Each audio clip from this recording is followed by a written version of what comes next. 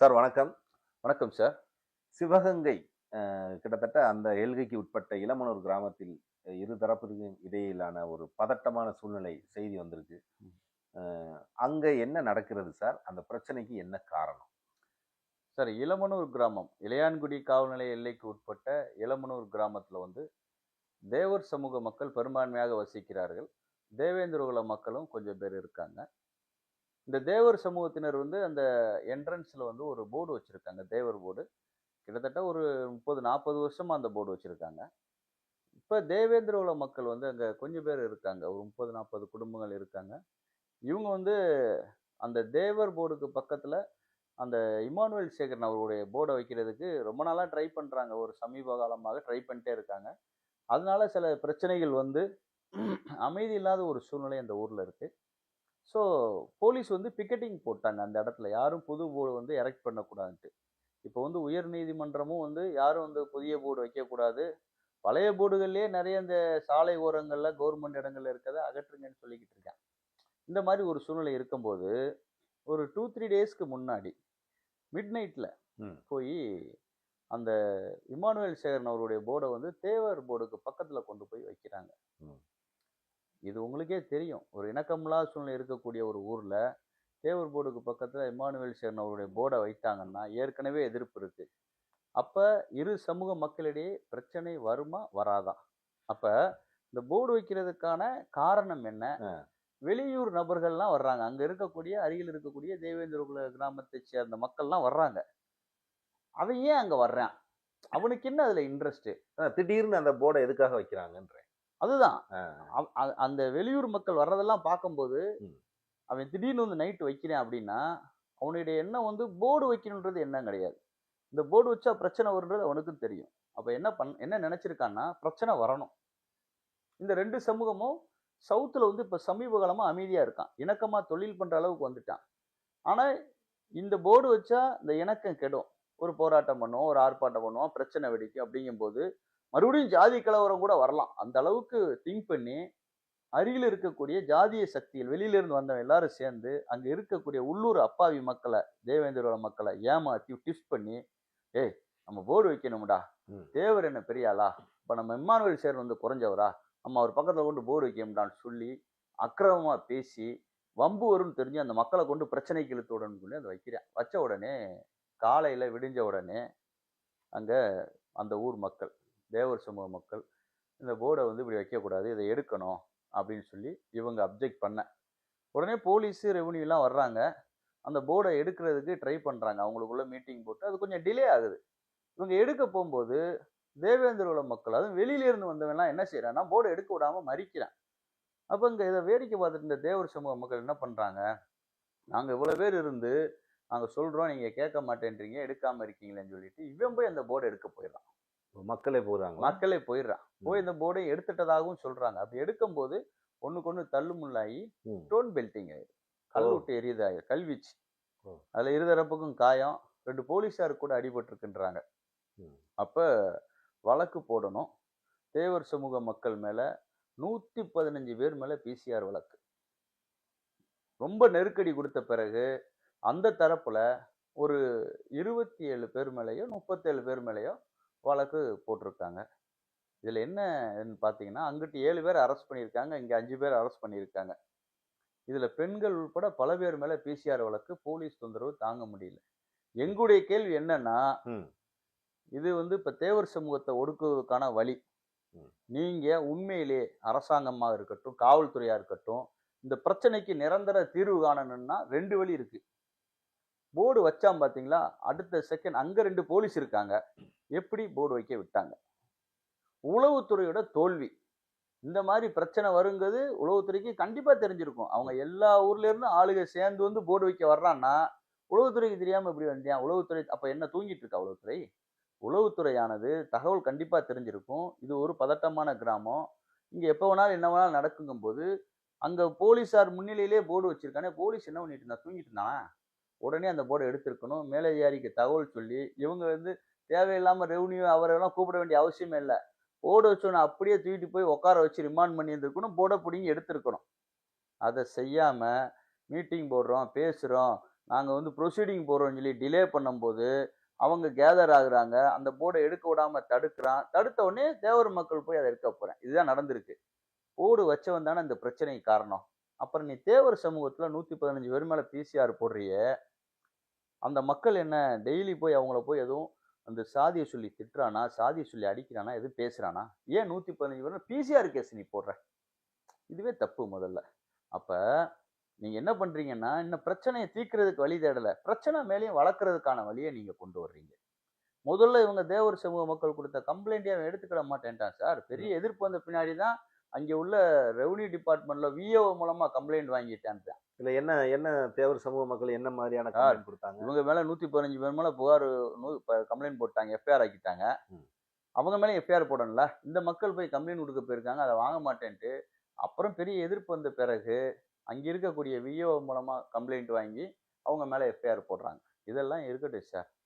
இந்த பிரச்சனையை அவங்க தீர்க்கணும்னா அந்த போர்டு வச்சான் பாத்தீங்களா, அதான ஆரம்ப கட்டம். போர்டை எடுக்கணும், அவனை ரிமாண்ட் பண்ணியிருந்தான்னா அந்த பிரச்சனையே வந்திருக்காது.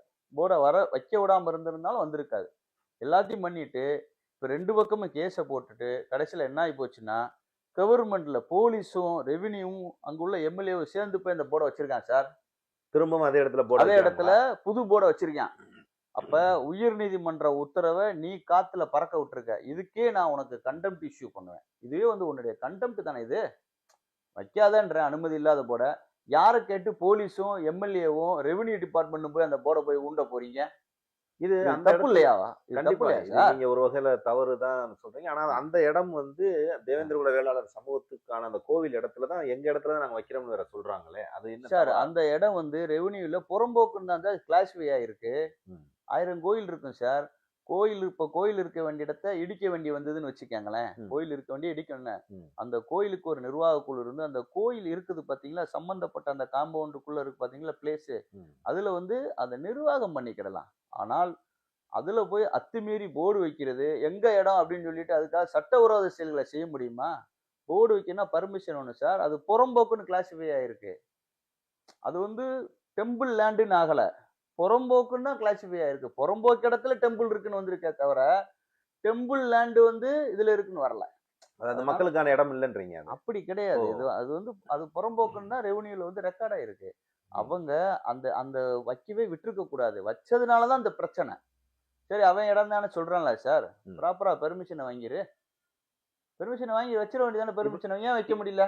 இப்ப பெர்மிஷனே இல்லாத இடத்த ஒரு எம்எல்ஏ தலைமையில கொண்டு வந்து வச்சிருக்காங்கன்றீங்க. போலீஸும் போய் சேர்ந்து போய் வச்சிருக்காங்க. கேட்டா என்ன சொல்றாங்க? நீங்க போய் போர்டு எடுக்கிறீங்க. இப்போ அது பெரிய பிரச்சனையா அங்கங்க 2 பக்கம் மறியல் பண்றீங்க. வேற வழி இல்லாம போர்டு வைக்கிறேன்றாங்க. சார் போலீஸ் எதுக்கு சார் எது பயப்படணும்? யாருக்கு பயப்படணும்? நிறைய பேர் மறியல் பண்றான்றா அவன் சொல்றதெல்லாம் கேட்டுருவியா நீ? அவன் ஏர்போர்ட் கேட்பான் நீ கொடுப்ப, பஸ் ஸ்டாண்டு கேட்பான் கொடுப்ப, 10,000 50,000 பணம் கேட்பான் நீ கொடுப்பியா மறியல் பண்ணா? இது என்ன போலீஸா? புடிச்சு ரிமாண்ட் பண்றதை விட்டுட்டு வழக்கு போடுறதை விட்டுட்டு அவன் மறியல் பண்ணா அதனால நான் வந்து அதுக்கு நடவடிக்கை பண்ண. எங்களுக்கு மறியல் பண்ண தெரியாது சார். சவுத்துல ஃபுல்லா தேவர் சமூகம் தான் சார் அதிகமா இருக்கும். மறியல் பண்ணணும் அப்படின்னு நினைச்சாங்கன்னா சவுத்துல எந்த மாவட்டத்திலுமே எந்த பஸ்ஸும் ஓடாது சார். பொது போக்குவரத்து ஒரு மணி நேரத்துல ஸ்தம்பிச்சிரும் சார். அதை யாராவது செய்யறானா? சட்டப்படி நடக்கிறவனை நீ ஊக்குவிக்காம சட்ட முரணா நடக்கிறான் பாருங்க. மறியல் பண்ணி மிரட்டி எனக்கு அது வேணும் இது வேணும்னு கேட்கறான் பாருங்க. அவனுக்கு நீ ஏன் தலையசைக்கிற? அது மாதிரி சட்டப்படி நடவடிக்கை எடு. சரி நீ இதை சொல்ற 115 பேர் மேல எஃப்ஐஆர் போட்டிருக்க. அதே இது ராமநாதபுரத்துல சத்திரக்குடியில ஒரு கார் வருது. பசுமன் தேசிய கழகத்தோட கொடி கட்டின கார். ம். அதை உடைச்சிருக்கான். ம். அந்த இடத்துல 100 பேருக்கு மேல மறியல் பண்ணி தான் சில பேர் அதை உடைச்சிருக்கான். நீ ஏன் 7 பேர் மேல மட்டும் நீ அதுல வழக்கு போடுற? நீ நல்லவனா இருந்தா அதுல 100 பேர் மேலேயும் வழக்கு போட்டிருக்கணும்ல. பிடிஎல் ஆக்ட் 100 பேர் இங்க மட்டும் 115 பேர் மேல போடுற. எவனோ ஒருத்தங்கள்ல 2 பேர்கள்லாம் பட்டிருக்குன்னு வச்சுக்கோங்க. அந்த 2 பேர் மேல மட்டும் போட்டிருந்தா கூட பரவாயில்ல. 115 பேர் மேல போடுறல இது அன்லாஃபுல் அசம்பிளி. ஒரு மாபு. அந்த மாபு வந்து பிரச்சனை பண்ணிச்சுன்ட்டு. அப்ப அங்க அதுக்கு பேர் என்ன சத்திரக்குடியில? ஏங்க எங்களுக்கு ஒரு நியாயம் அவங்களுக்கு ஒரு நியாயமா? இதெல்லாம் அக்கிரமமா இல்லையா? இதெல்லாம் விட்டுருங்க சார். 2 சமூகமும் எந்த பிரச்சனையும் இல்லாம இருக்குல்ல. ம். யாருக்கு சமீப காலமா பிரச்சனை இல்லாம இருக்கு. திடீர்னு அந்த இடத்துல என்ன திடீர்னு வருது? அப்ப இது வந்து எலெக்ஷன் வரப்போகுது. இந்த 2 சமூகமும் அமைதியா இருந்துச்சுன்னா தேவர் சமூகத்தை பொறுத்தளவுல அதிமுகவுக்கு ஓட்டு போடுவான் பெரும்பான்மையான பேரு. தேவேந்திர குலத்தை பொறுத்தளவுல இதுக்கு முன்னாடி திமுகவுக்கு நிறைய பேர் போட்டாங்க. கொஞ்சம் பேர் அதிமுகவுக்கு போட்டாங்க. ஆனா ஒரு கட்சிக்கு முழுமையா ஓட்டு வரணும் அப்படின்னு சொன்னா தேவர் சமூகம் அந்த தேவேந்திர சமூகத்தை எதுக்கணும். எப்படி எதுக்கணும்? நாங்க வந்து இந்த ஆட்சி வந்தாலே இப்படிதான், இந்த ஆட்சி வந்தாலே இப்படிதான், இந்த தேவர் சமூகத்துக்கு பாதுகாப்பு இருக்காது, தேவையில்லாம தேவர் சமூகத்துக்கு அதே பிசிஆர் வழக்கு போடுவாங்கன்னு அப்படி நாங்க சொல்லணும். சொல்லும்போது அந்த சமூகத்துல உள்ளவங்க என்ன நினைப்பாங்க? ஓஹோ! திமுக வந்தாதான் நமக்கு வந்து அதிக பாதுகாப்பு போல இருக்கின்ற எண்ணம் அவங்களுக்கு மனசுக்குள்ள வரணும். அப்படி வந்துச்சுன்னா, நடிகர் விஜய்க்கு போகக்கூடிய சிறுபான்மை வாக்குகள், பட்டியல் சமூக வாக்குகள் போகாம தடுத்துறலாம். அதிமுகவுக்கு கிடைக்காது. அதிமுக நமக்கு எதிர்க்கட்சியாக பாவிக்கப்படும். தேவேந்திர குல மக்கள் எல்லாம் திமுகவுக்கு ஓட்டு போடுவான். அப்படின்ற ஒரு சதி இருக்குதோன்னு மூத்த பத்திரிகையாளர் ஒருத்தர் எனக்கு மெசேஜ் பண்ணியிருக்காரு சார். ம். அப்ப இந்த கலவரத்துக்கு முன்னாடியான ஒரு அரசியல் பின்னணி இருக்கு. மிகப்பெரிய அரசியல் இருக்கு சார். இந்த மக்கள் அமைதியா இருக்கக்கூடாது. அது உள்ளூர் மக்களுக்கு அது தெரியாது. அந்த உள்ளூர் மக்களை வெளியில இருந்து வரக்கூடிய சக்திகள் வந்து அதை தூண்டுறான். தூண்டி அவன் என்ன பண்ணான்னா, அந்த போர்ட வச்சு 2 சமூக மக்களுக்கும் ஒரு பிணக்கு, ஒரு பெரிய பிரச்சனைய கிரியேட் பண்ணணும்னு வேணும்னு பண்றான் சார். ஏன் அப்படி பண்றீங்க? நாங்க கேட்கறது இதுதான். நீங்க நடவடிக்கை எடுக்கணும்னு நினைச்சிருந்தீங்கன்னா, போர்டு வச்சவன் மேல நடவடிக்கை எடுத்திருக்கணும். வெளியூர்க்காரன் மேல நடவடிக்கை எடுத்திருக்கணும். வெளியூர்க்காரன் எதுக்கு வந்தான்றது அதையும் நடவடிக்கை எடுத்திருக்கணும். அது போக இந்த போர்டு தானே ஆரம்ப கட்ட பிரச்சனை. அவன் தானே அக்ரஸர். இத நிப்பாட்டிட்டீங்கன்னா, எந்த பிரச்சனையுமே வந்திருக்காதுல்ல. போர்டு வைக்காம விட்டிருந்தா. வச்சதுனால தானே பிரச்சனை. நீங்க வச்சதுனால சண்டை ஓட்டவனை போய் பிடிச்சிக்கிட்டீங்கன்னா, போர்டு அதே இடத்துல இருக்கு. இன்னும் பிரச்சனை வந்துகிட்டு இருக்கும். இப்போ போய் நான் சிசிடிவி கேமராவை போட போறேன்னு காவல்துறை தரப்புல சொல்றீங்க. இத நீங்க இன்னும் பார்த்துக்கிட்டே இருக்கணும். இன்னும் அதுக்கு 4 போலீஸ போடணும். எதுக்கு வீண் செலவு, வீண் விரயம்? இன்னும் 4 போலீஸ போடணும். அத நீங்க பார்த்துக்கிட்டு இருக்கணும். எப்படா எவன்டா எவனும் உடைச்சிருவானோன்னு நினைக்கலாம். அல்லது அவங்களே ஒரு ஏதோ ஒண்ண பண்ணிட்டு தேவர் மேல பழி போடலாம். எப்பல்லாம் கலவரம் வரணும், எப்பல்லாம் பிரச்சனை வரும்னு நினைக்கும் போதெல்லாம் அந்த போர்டுல போய் ஏதாவது ஒரு பிரச்சனைய பண்ணலாம். அதுக்கான வாய்ப்புகள் இருக்கா இல்லையா? கண்டிப்பா. ஆக, இது கண்டிப்பா. தேவையில்லாத விஷயம் சார் போலீஸ்க்கு. ம். போலீஸ் உடனே அந்த போர்ட ரிமூவ் பண்ணிட்டு இரும்பு கரம் கொண்டு ஒடுக்கணும் சார். அந்த போர்ட ரிமூவ் பண்ணணும் சார். ரிமூவ் பண்ணிட்டு அடுத்த கட்டமா வந்து சண்டை ஓட்ட எந்த சமூகமா இருந்தா 2 சமூகத்து மேலயும் ப்ராப்பரா வழக்கு போடுங்க. தப்பு கிடையாது. அந்த ஒரு பெரிய லெவல்ல பிரச்சனை வருதா 2 சமூகத்தையும் கூப்பிட்டு பீஸ் மீட்டிங்க போடுங்க. பேசி முடிங்க அந்த பிரச்சனை. ம். ம். அததான் செய்யணும். இப்ப ம். பீஸ் மீட்டிங் போட்டாச்சு. ம். பீஸ் மீட்டிங் போட்டாச்சு. இன்னைக்கு போடுறாங்க சார் பீஸ் மீட்டிங். ம். போடுறாங்க. அதே போல வந்து 2 சமூகத்திலயும் அங்க 5 பேர், அங்க 7 பேர் அரெஸ்டும் பண்ணியாச்சு. எல்லாமே ஓகே சார். போர்டு வச்சவன் மேல தான் அதிக தப்பு இருக்கு. ஆனா போர்ட எடுக்க போனவன் மேல பிசிஆர் கேஸ். பெரிய கேஸ். வச்சவன் மேல சின்ன கேஸ். சரி இதெல்லாம் ஒரு பக்கம் இருக்கட்டும் சார். இதெல்லாம் ஒரு பக்கம் இருக்கட்டும். போர்டு மறுபடியும் போய் நீங்க ஊண்டிட்டீங்க. அப்ப உங்களுடைய பர்ப்பஸ் வந்து சர்வ் ஆயிட்டு பாருங்க. போர்டு வைக்கணும் அந்த இடத்துல அந்த பர்ப்பஸ் சர்வ் ஆயிட்டு பாருங்க. நாங்க வழக்கையும் வாங்கிட்டோம். நீங்க போர்டையும் வச்சுட்டீங்க. இன்னும் ஒரு பதட்டமான சூழ்நிலையில அந்த ஊரை கொண்டு வந்து விட்டுட்டீங்க. இதான நடந்திருக்கு. இதை தான் நாங்க வன்மையா கண்டிக்கிறோம். இது வந்து மாபெரும் தவறு. இது வந்து இப்ப நான் வந்து நீங்க ஒரு வழக்கறிஞர் மட்டுமல்ல, ஒரு ஒரு கட்சியுடைய தலைவர் அப்படின்ற முறையில நான் ஒரு கேள்வி. இந்த சொல்லுங்க. இடத்துல இருக்கக்கூடிய மக்கள், இருதரப்பு மக்கள் மேல நீங்க குற்றம் இவங்க தாங்க தவறு அப்படின்னு யார சொல்லுவீங்க? சார் அடிச்சு சொல்லலாம் சார். 2 இந்த பட்டியல் சமூக மக்கள், தேவேந்திர குல மக்கள் மேலயும் தவறு வந்து அவங்க பாவம் அப்பாவி. அந்த உள்ளூர்காரங்க. இங்க இருக்கிற மக்கள் வந்து ஆத்திரத்துக்கு சண்டை போட்டவன். இவன் திடீர்னு ஒரு ஒரு சடன் ப்ரொவோகேஷன். திடீர் கோபம், சண்டை போட்டவன். அதெல்லாம் பிரச்சனை இல்ல சார். இந்த பட்டியல் சமூக மக்கள், தேவேந்திர குல சமூக மக்கள் இருக்காங்க பார்த்தீங்களா? அந்த ஊர் அப்பாவி மக்கள, "ஏய் நம்ம அந்த இடத்துல போர்டு வைக்கணும்டா. நம்ம கௌரவம் என்ன ஆகுறான்னு சொல்லி தூண்டி விட்டான் பாருங்க. உள்நோக்கத்தோட அந்த சமூக மக்கள் அடிச்சு சாகணும்ட்டு. ம். ம். அவன் வெளியில இருந்து 30 கிலோமீட்டர் சரௌண்டிங்ல உள்ள எல்லா கிராமத்துல இருந்து வந்திருக்கான் சார். சில நிறைய கிராமம் நாகநாதபுரத்துல இருந்து பொன்னையாபுரத்து இப்படி ஒவ்வொரு கிராமத்துல இருந்து முக்கியமான வழக்கு, கொலை வழக்கு பின்னணி உள்ளவன்லாம் வந்திருக்கான். அந்த போர்டு அந்த போட்டோல இருக்கிறேன். ஓ! அவன் ஏன் இந்த இடத்துக்கு வந்தான்? என்ன அப்ப காரணம்? முதல்ல ஒரு நெட்வொர்க் வேலை பார்த்திருக்கா? ம். இதை விட பெரிய கொடுமை அந்த சண்டை நடக்குது சார். 2 பக்கமும் இப்ப எதிர்பாராத ஒரு மோதல்னு வச்சுக்கங்க. அருகில் இருந்த கல்ல தூக்கி எறியுவேன், கட்டையை தூக்கி அடிப்பான், கை சண்டை போடுவான். ம். ஆனா ஒரு அம்மா மிளகா பொடி எடுத்து அடிக்கிறாங்க. அந்த வீடியோல பாருங்க. மிளகா பொடி எடுத்து அடிப்பாங்க சார். ம். அருவா வச்சிருந்திருக்காங்க. அப்ப முதவே திட்டமிடப்பட்ட தாக்குதல் பண்ண ரெடியா இருந்திருக்கான். தேவேந்திர குலத்துல ஒரு அம்மா வந்து மிளகா பொடி எடுத்து அடிக்கிறாங்கன்னா, இவன் வந்து அந்த அம்மாவை ட்வீட் பண்ணியிருக்கான். இந்த போர்டு வச்ச உடனே பிரச்சனை வரும். சண்டை வந்ததுன்னா நீ மிளகா பொடி எடுத்து அடி அப்படின்ட்டு. அப்ப இது பிளான் இல்லையா? கண்டிப்பா நீங்க சொல்றத பார்க்கும்போது பிளான் மாதிரி இருக்கு. சார் மிளகா பொடி எடுத்து அடிக்கிறான் சார். அது வீடியோல இருக்கு. அருவா வச்சிருந்த ஒருத்தர் பார்த்திருக்காரு சார். அப்ப தாக்குதல் நடத்தணும் சண்டை வந்தான்றத அவன் முதல்ல ரெடி ஆயிட்டான். இதத்தான் இந்த இடத்த தான் நாங்க சந்தேகப்படுறோம்.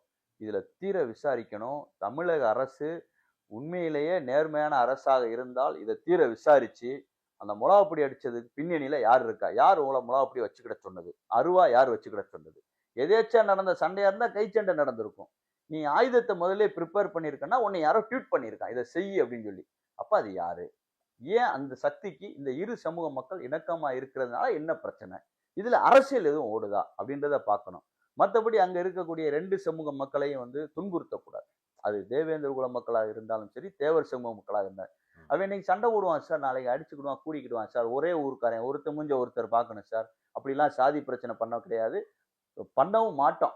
எந்த விதமான ஒரு அந்த தேவேந்திர குல மக்களை சாதியை சொல்லி பேசுறதுக்கோ, சாதி தாக்குதல் நடத்துறதுக்கோ நாங்களே அனுமதிக்க மாட்டோம். அது செய்யக்கூடாது. இம்மானுவேல் சேகர்னு வந்து எங்களுக்கு எதிரிலாம் ஒண்ணும் கிடையாது. அவர் போர்டை வைக்கணும்னா அவங்க ஏரியாவுக்குள்ள அவங்க தெருவுல போய் வச்சுக்கிட்டோம். ஒண்ணும் பிரச்சனை இல்ல. தேவரும் இம்மானுவேல் சேகரின் கொலை வழக்குல வந்து ரொம்ப பாதிக்கப்பட்டிருக்காரு. இன்னும் நம்ம மக்கள் வந்து அதை ஏத்துக்கிடாம இருக்கோம். அது போக ஏற்கனவே இந்த ஊர்ல வந்து தேவர் போர்டு பக்கத்துல வைக்க ட்ரை பண்ணி பிரச்சனை எல்லாம் நடந்திருக்கு. மறுபடியும் அவங்கள வம்பிழுக்கும் விதமா வைக்கிறது தவறு. இப்போ பரமக்குடியில வந்து இம்மானுவேல் சேகரன் அவர்களுடைய மணி மண்டபம் இருக்கு. அதே ஊர்ல கிருஷ்ணா தியேட்டர் பக்கத்துல தேவர் சமூகத்தை நிறைய வசித்து வருகிறார்கள். அவருடைய மணி மண்டபத்து பக்கத்துல புறம்போக்கு இடம் இருக்கு, அரசு லேண்ட் இருக்குன்றதுக்காக அங்க போய் ஒரு தேவர் ஒரு தூணை கட்டுறோம், ஒரு திண்டை கட்டுறோம்னு வைங்க, ஏத்துக்கிடுவாங்களா? இங்க ஏன்டா கட்டுறீங்க? கட்ட இடமாடா இல்ல, உங்க ஏரியாவுக்கு போம்பேன், உங்க வீடு பக்கத்துல போய் வைமா.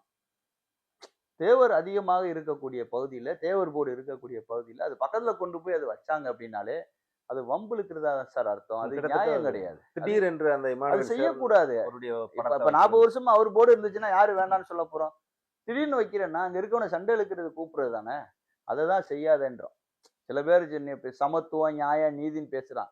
இது எல்லாமே உண்மைதான். அதெல்லாம் நம்ம இல்லைன்னுலாம் சொல்லல. ஆனால் நீங்க ஏத்துக்கிடுவீங்களா? நாங்க பல இடங்கள்ல நாங்க அதைத்தான் சொல்றோம். என்ன சொல்றோம் அப்படின்னா, இவங்க சொல்றாங்க இந்த மாதிரி வந்து காதல் திருமணம், அந்த சாதி மறுப்பு திருமணம்லாம் சொல்லி அதுக்கு வந்து பட்டியல் சமூக மக்கள் வந்து ஏகப்பட்ட பேர் அதுக்கு வந்து ஆதரவு தெரிவிப்பான். ஆனா அவங்கள நிறைய பிரிவு இருக்கு. அதுல ஒரு பிரிவு நான் மேலன்னு நினைக்கிறேன், இன்னொரு பிரிவு கீழேன்னு நினைக்கிறேன். அதுல மேல இருக்க பிரிவுல உள்ளவன் கீழே இருக்கவனை கல்யாணம் பண்றானா? அப்ப அதை பேசக்கூடாது. அதை பத்தி சமத்துவம் அப்படின்னு பேசுறான்ல, சமத்துவம்னு பேசுறான். அவனுக்குள்ள சமத்துவம் இருக்கா? இல்ல. அதை திருத்து. அதுக்கப்புறம் பொது சமத்துவத்துக்கு வா. இப்ப தேர்தல் வருது. ஆ. 6 மாதங்கள் கிட்டத்தட்ட 6 மாதம் இருக்கு. இந்த நேரத்துல தென் மாவட்டத்தில் இருக்கக்கூடிய தேவர் தேவேந்திரர் அவர்களுக்கான ஒற்றுமையை, சாதி இணக்கத்தை சீர்குலைப்பதற்கான ஒரு சதி அப்படின்னு நீங்க சொல்றீங்க. ஆமா சார். இது யார் செய்யறதுன்னு நீங்க உங்க அனுமானத்துல நீங்க சொல்லுவீங்க? சார், என்னை பொறுத்தளவு இந்த தேவர் மற்றும் தேவேந்திர குல மக்கள் சண்டை போட்டுக்கிட்டு இருந்தா, இப்ப சண்டை போடுறான், சண்டை போட்டு பிரிஞ்சிடறான்னா, ஒரு ஒரு சில கட்சிகள், திராவிட கட்சிகள் தேவேந்திர குலத்துக்கு ஆதரவா போயிடுவான், ஒரு சிலர் தேவருக்கு ஆதரவா போயிடுவான். இப்ப தேவருக்கு ஆதரவா ஒரு கட்சி வந்தாலும் சரி, வரலனாலும் சரி, 90% தேவர் ஒரு குறிப்பிட்ட கட்சிக்கு தான் வாக்களிப்பான். இது உலகறிந்த உண்மை. ஆனா தேவேந்திர குல மக்கள் அப்படி இல்லை. அந்த டைமுக்கு யார் ஆதரவு அளிக்கிறானோ, தேவர் யாரை எதிர்க்கிறானோ அதுக்கு ஆதரவா இருப்பேன். அப்படிதான் இருப்பேன். இப்ப அதை சொல்ல வைக்கணும் ஒரு இடத்துல. தேவரை சொல்ல எங்களுக்கு எதிரான ஆட்சி, எங்களுக்கு எதிரான கட்சின்னு சொன்னா, அப்ப அவங்க நமக்கு ஆதரவான கட்சி இதுதான் போல நினைப்பான். அப்ப அதை ஒரு வலியுறுத்தணும். இப்ப வந்து நடிகர் விஜய் வேற வளர்ந்து வந்துகிட்டு இருக்காரு. அப்படி வளர்ந்து வரும்போது அவருக்கு பட்டியல் சமூக மக்கள், தேவேந்திர குல மக்கள்கிட்ட, மீனவர்கள்ட்ட அதிக ஆதரவு இருந்து வருகிறது. கிறிஸ்டின், முஸ்லிம்ஸ் இவங்ககிட்டயும் ஆதரவு இருக்கு, சிறுபான்மை மக்கள்கிட்டயும். அந்த ஆதரவை குலைக்கணும் அப்படின்னா என்ன நடக்கணும் அப்படின்னா, இந்த ஒரு குறிப்பிட்ட திராவிட கட்சி அவங்க தான் நமக்கு ஆதரவா இருப்பாங்கன்ற ஒரு நிலையை வந்து எல்லாரையும் சொல்ல வைக்கணும். அப்படி சொல்ல வைக்கிறதுக்கான ஒரு முழு முயற்சியா இருக்கும்ன்றதை நான் நம்புறேன். நான் நினைக்கிறேன். என்னுடைய கருத்து இது. ஒருவேளை அப்படிப்பட்ட சில பேரும் இதுல பின்னணியில இருப்பாங்களோ அப்படின்றது என்னுடைய சந்தேகம். இருதரப்பு மக்களுக்கும் நீங்க சொல்வது, குறிப்பாக காவல்துறையுடைய நடவடிக்கை குறித்து நீங்க சொல்வது என்ன சார்? காவல்துறை செஞ்சது மிக மிக தவறு சார். அங்க 2 போலீஸ் பிக்கெட்டிங் போட்டு இருக்காங்களா சார்? எதுக்கு சார் போர்டை நட விடுறேன்? அது தப்பு இல்லையா சார்? அவன் தூங்கிட்டானாப்பா, அது மேல நடவடிக்கை எடுக்கணும். அங்க இருக்கக்கூடிய உளவுத்துறை, இளையான்குடியில் இருக்க உளவுத்துறையாகட்டும், சிவகங்கை மாவட்ட உளவுத்துறையாக இருக்கட்டும், தமிழக உளவுத்துறை காவலர்களாக இருக்கட்டும், இந்த பிரச்சனை ரொம்ப நாளா நடந்துட்டு இருக்கனால இதை உன்னிப்பா வாட்ச் பண்ணியிருப்பாங்க. பல ஊர்ல இருந்தும் அந்த இந்த இளமனூருக்கு போறாங்க சார். தேவேந்திர மக்கள் போறாங்க, இளைஞர்கள் போய் அந்த போர்டை நடுறதுல அந்த பார்ட்டிசிபேட் பண்றான். இது எப்படி சார்? அவங்களுக்கு ஒரு பெரிய பிளான் நடந்திருக்கு, முலாப்படி வச்சிருக்கேன், இது எப்படி அவங்களுக்கு தெரியாம இருந்திருக்கும்? அப்ப உளவுத்துறையினுடைய தோல்வியா, அல்லது உளவுத்துறை இங்கிருந்து ரிப்போர்ட் போட்டும் அவங்க அதை கவனத்துல எடுக்கலையா? ஒண்ணு உளவுத்துறை சொல்லலைன்னா உளவுத்துறையோட தோல்வி, சொல்லிருந்து நடவடிக்கை எடுக்கலைன்னா இது மாதிரி பிரச்சனை வரட்டும்னு நினைச்சிருக்கான்னு அர்த்தம். சரி நட்டுட்டேன். காலையில தெரிஞ்சுது. நேரே போய் அந்த போர்ட புடுங்கிட்டு யார் நட்டானோ அவன போய் பூரா புடிச்சுட்டு வந்து ரிமாண்ட் பண்ணியிருந்தான்னா அந்த பிரச்சனை முடிஞ்சிருக்கும்ல. ஏன் அத செய்யாம தேவர் மக்கள வந்து ஆத்திரமூட்டும் வகையில நடக்க வைத்து அந்த போர்ட எடுக்க வச்சிருக்கீங்க. அந்த போர்ட எடுக்க வச்ச பின்னாடி தேவர் மக்கள் மேல மட்டும் 115 பேர் மேல கேஸ் போட்டிருக்கீங்க. இது தப்பு இல்லையா? தேவர் மக்கள இன்னைக்கு குடியேற விட மாட்டேன்றீங்களே. நான் என்ன சொல்றேன்னா, இரு சமூக மக்களும் அங்கங்க இணக்கமா இருந்துட்டு இருக்கான். ஒரு சில பேர் தான் வந்து அந்த ஜாதிய வச்சு 2 பேரையும் இன்னமும் பிரிக்க பார்க்குறான். இரு சமூகமும் தயவு செய்து ஏமாந்துறாதீங்க. தயவு செய்து ஏமாந்துறாதீங்க. இம்மானுவேல் சேகரன பொறுத்தளவுல உங்களுக்கு வந்து தலைவர், உங்களுக்கு நீங்க தெய்வமாக வணங்கக்கூடியவர். அதுல எங்களுக்கு எந்த ஆட்சேபனையும் கிடையாது. உங்க பகுதியில போர்டு வச்சுக்கங்க. தேவர் அவருடைய வழக்குல நெறைய பாதிக்கப்பட்டிருக்காரு. அதனால எங்களால சில விஷயங்கள ஏத்துக்கிட முடியல. தேவர் பக்கத்துல தான் போர்டு வச்சு நீங்க இம்மானுவேல் சேகரன வந்து மரியாதை குடுக்கணும், கும்பிடணும்லாம் ஒண்ணும் கிடையாது. அதுல ஒரு எந்த ஈகோ, ஒரு ஈர வெங்காயமும் கிடையாது. உங்க பக்கத்துல வைங்க, நல்லா கும்பிடுங்க வைங்க. இது பக்கத்துல வச்சு, தேவர் படம் பக்கத்துல வச்சு, சண்டை இழுக்கணுன்ற சில பேருடைய அந்த ஜாதிய எண்ணங்களுக்கு நீங்களும் வந்து பலியாயிராதீங்கன்றதான் அந்த சமூக மக்கள நம்ம கேட்கிறோம். மிக்க நன்றி. மத்தபடி ம். இரு தரப்பும் வந்து ம். இணக்கமா போயிரணும் சார். பீஸ் மீட்டிங் போட்டு, இரு தரப்பும் இணக்கமா போயிரணும். எந்த சண்டை சச்சரவும் இருக்கக்கூடாது. உடனடியாக செய்ய வேண்டியது அதுதான்றீங்க. ஆமா சார். உடனடியா செய்ய வேண்டியது அதுதான். மிக்க நன்றி. வணக்கம் சார்.